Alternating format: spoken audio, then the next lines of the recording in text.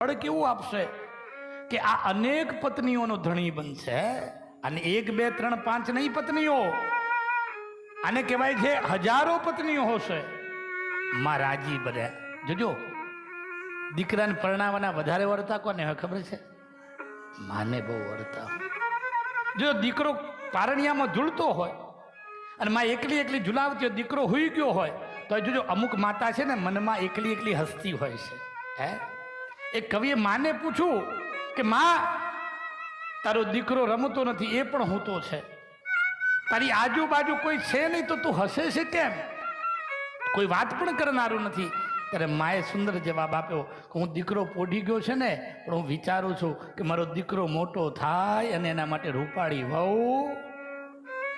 પણ દુઃખની વાત એ છે કે રૂપાળી વહુ આવે ને માના દુઃખની શરૂઆત થાય છે આ કળિયુગમાં. હે અને મિત્રો યાદ રાખજો, પત્ની પસંદગીથી મળે છે ને માં છે ને એ નસીબથી મળે છે. પત્નીની પસંદગી હોય, પતિની પણ પસંદગી હોય. તમે પણ મારી બહેનો 2 5 હાથ મૂર્તિયા જોયા હશે. આમને પણ 2 4 કન્યાઓ જોઈએ છે, એકબીજાને ગમ્યા પછી લગ્ન નક્કી. માની પસંદગી નથી. સાચું બોલો, આપણો જન્મ થયો ભગવાને તમને પૂછ્યું તારે કઈ માની કુખે જન્મ લેવો છે? ના, કારણ કે ભગવાનને ભરોસો હતો કે આ બાળકને ગમે તે માની કુખે જન્મ આપું. એ માં નિર્ધન હશે તોય ભલે, ધનવાન હશે તોય ભલે, ગાંડી ઘેલી જેવી પણ હશે તોય ભલે, પણ એ બાળક એ માયના બાળકને કોઈ દી દુખી નહીં કરે. હે ભગવાનને ભરોસો હતો ને મા ઉપર, એટલે માની પસંદગી ભગવાને કરી છે. तू कितनी अच्छी है, જય હો. तू कितनी भोली है, प्यारी प्यारी है ओ माँ, ओ माँ, ओ माँ, प्यारी माँ. ये जो दुनिया है, ये जो कांटे हैं, तू फुलवारी है ओ माँ, ओ माँ, ओ माँ, प्यारी माँ. માં જેવું નિસ્વાર્થ પ્રેમની મૂર્તિ કોઈ છે નહીં, પણ માને આપણે સમજી નથી શકતા. અને માં જ્યારે હયાત છે ને ત્યારે સમજતા નથી, અને માં પછી મરી જાય ને પછી સ્ટેટસો મોટા મોટા મૂકીએ છીએ આપણે ફોન ઉપર. હે માવરડીઓ જીવતી છે ને ત્યાં સુધી સેવા કરી લેજો બા. કદાચ એની વાણી કડવી હશે. હે જોજો ઘણી હાહુઓ વહુને સમજાવે ને, 2 ચમચી તેલ વધારે પડી જાય ને એમાં તો રાડ નાખે, મારા દીકરાને દેવાદાર કરીશ. હે પણ આજની વહુ નેગેટિવ લે છે કે 2 ચમચી તેલ વધારે પડવાથી દીકરો દેવાદાર ન થાય, પણ માનો ભાવ એવો હોય છે કે મેં જીવનમાં કરકસર કરીને એવી તું પણ કર. હે આપણે જ્યાં સુધી માને સમજવા પ્રયત્ન કરીએ ત્યાં સુધી તો કહેવાય છે આપણે પાત્રને ખોઈ બેઠા છીએ.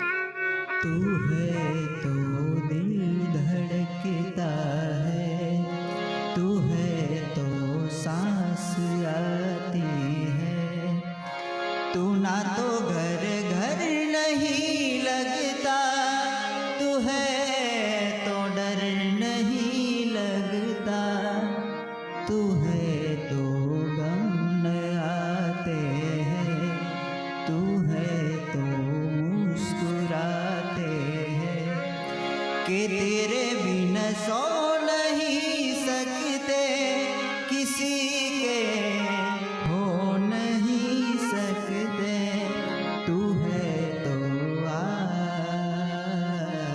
માં છે ને જોજો, દીકરો ડરી જાય ને ખાલી માં ખોડામાં લઈને આમ પાલવ ઢાંકી દે, આમ દીકરાને એમ થયું કે આ જગતની કોઈ પણ બળ મને ન અડી શકે, એને કવચ મળી જાય. હે ખાલી માં ઢાંકી દે. અને હમણાં એક સમાચાર હતા, કર્ણાટકના જંગલમાં એક દીકરાને સિંહ ઉઠાવી ગયો ને કે ભાઈ જે માએ સિંહને મારી નાખ્યો બાળકને બચાવવા માટે. બોલો કેટલી જજુમી હશે સિંહ. હે કદાચ ડૉક્ટર કહી દે કે તમે આ જમો છો ને એટલે તમારું બાળક સ્તનપાન કરે છે, અને એને પેટમાં દુખે છે. માં જોજો બાળક મોટું ન થાય ને ત્યાં સુધી એનો ત્યાગ કરી દે. હે મારી બહેનો કે મારી હાહુ ગમે બી હોય પણ તમારા પતિને જન્મ આપ્યો છે ને તો એની સેવા કરજો. કયું લખવું છે કે જેવું કરો એવું ભરો એ માનવું. અને જો તમે તમારી હાહુની સેવા કરી હશે ને તો તમારા દીકરાની વહુડો તમારી સેવા કરશે ને. કાઢી મુખેથી કોળિયા મોંમાં દઈ મોટા કરા અમૃતના દેનાર સામે ઝેર ઉગરશો નહીં. બોલતા માં શીખવે, બંધ કોણ કરે? દીકરો મોટો થાય એટલે તને કઈ ખબર પડે? જીવનમાં યાદ આવજો, જેની માવડીઓ દુઃખી થઈને ખૂણામાં રડે છે ને, યાદ રાખો પરમાત્મા એ વહુરોને રડાવ્યા વગર નહીં રહે. હે જેવું કરો એવું ભરો. જ્યારે નાના હતા ને ત્યારે એ ભીનું આપણે ભીનું કરીએ ને પથારી તો ભીને એ સૂઈ જાય અને કોરે આપણને સુવાડે. સુકામાં સુવાડે ભીને પોઢી પોતે હો પીડા પામુ પંડે તજે સ્વાદ તોતે. મને સુખ માટે કટુ કોણ ખાતું મહાહેત વાળી દયાળી જ માતું.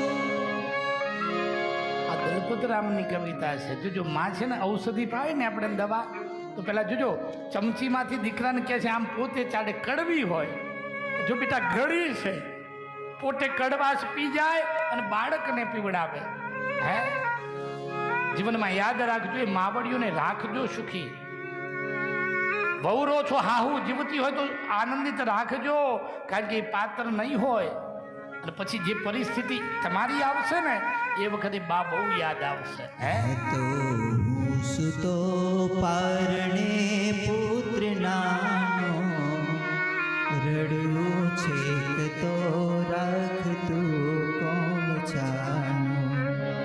મને દુખી દેખી દુખી કોણ થાતું મહાહેત વાળી દયાળી જ માતું.